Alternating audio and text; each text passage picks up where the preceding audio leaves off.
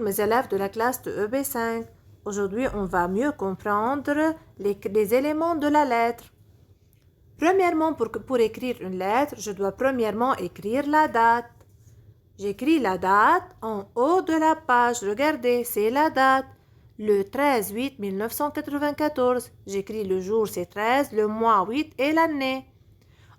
Encore, je dois écrire le lieu. Par exemple, j'écris ici Bazbina Akkar. Ici, dans cette lettre, on n'a pas écrit le lieu. Mais je peux encore écrire le lieu.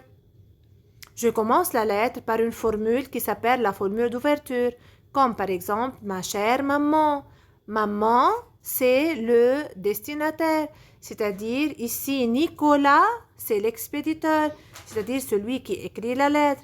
Nicolas écrit une lettre à sa maman. La maman, c'est le destinataire, c'est-à-dire le personnage auquel j'écris la lettre.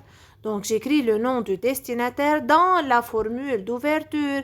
Donc, si j'écris à maman la lettre, j'écris maman au début de la lettre dans la formule d'ouverture. Si, par exemple, j'écris une lettre à, par exemple, monsieur Ahmad, j'écris le nom de monsieur Ahmad ici au début. Par exemple, je dis cher Ahmad. Si par exemple j'écris la lettre à monsieur le directeur, j'écris monsieur le directeur. Et je continue. C'est le corps ici, c'est le corps de la lettre dans lequel j'écris toutes les informations que je vais écrire au destinataire. Toutes les nouvelles que je vais lui écrire. À la fin de la lettre, je dois écrire une formule qui s'appelle la formule de politesse. C'est une formule avec laquelle je vais terminer la lettre. Par exemple, je vous embrasse. Nicolas. Nicolas, c'est l'expéditeur. C'est la personne qui écrit la lettre. C'est la personne qui écrit la lettre. Passons maintenant à la lettre numéro 2. Ici, les parents de Nicolas lui répondent ou bien répondent à sa lettre. Les parents, regardez ici, ce sont bon baiser tes parents. Donc, ce sont les parents de Nicolas. Tes parents, les parents sont l'expéditeur. L'expéditeur, c'est celui qui écrit la lettre.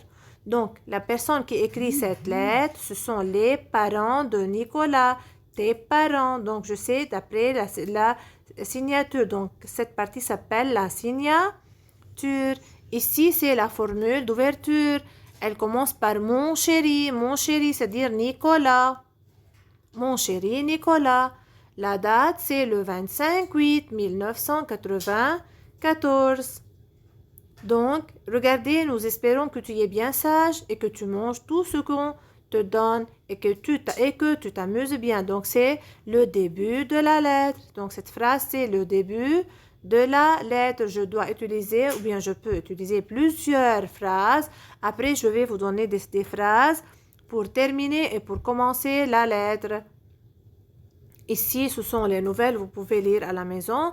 Donc, ce sont les informations dont les parents ont parlé avec leur enfant Nicolas. Donc, maintenant, regardez ici, tout va bien et ils ont écrit bon baiser. Bon baiser, c'est la formule avec laquelle les parents ont terminé leur lettre. Donc, c'est une formule de politesse. Elle s'appelle formule de politesse. Donc, c'est ici, c'est le lieu et la date de la lettre, bien sûr. Je vais agrandir un peu. Donc, regardez ici. C'est le lieu et la date. C'est le lieu et la date de la lettre. Ici, je veux choisir avec une autre couleur. Ici, regardez ici, c'est la formule d'ouverture. Donc, c'est la formule avec laquelle je commence la lettre.